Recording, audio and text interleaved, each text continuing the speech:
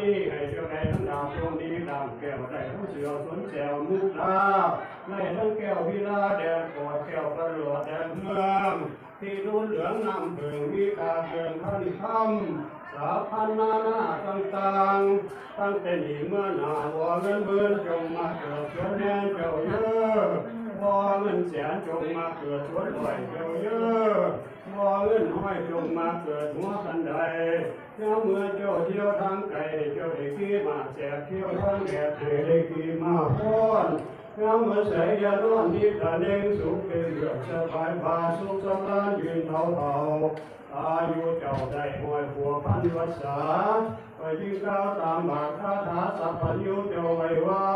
สีสีเชตุภวังเชยมังคลังดังนี้เถิดสาธุสัมมาสัมพุทธัสสะนะโมตัสสะภะคะวะโตอะระหะโต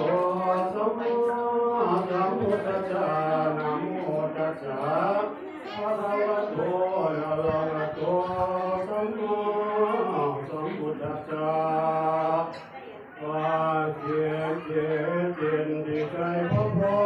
รหมอวนเงินดีเจดาริเล็กใจจีสวัสดีจงมีแก่นาพุทธมนุษย์กุมภานคนทำพยักษาเทวดาสุราสุเลนอินพงโยนาชาสุนัขตาสุมังคลามุตตมโจอุตตมโยอุตตมนิธิอุตตมนิธิพิสุทธิ์เทพบุตรคนของกาตัวละหยาจากเมืองนิ่งเขาเวทเข้าสู่เขตมวยละสีมือนี่แม่นมือปอดมือยอดแก้วมุทการราชาน้ำผมมาเถือมุทโชคเจ้าย่าใด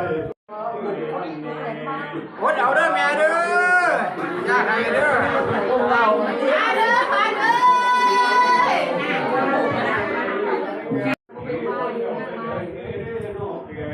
วันยาได้ไปเดินประเทศเที่ยวทางไกล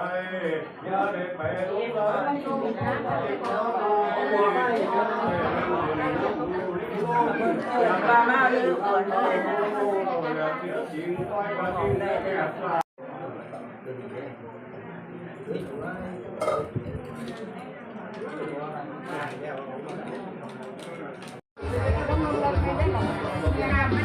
ไม่เอาไม้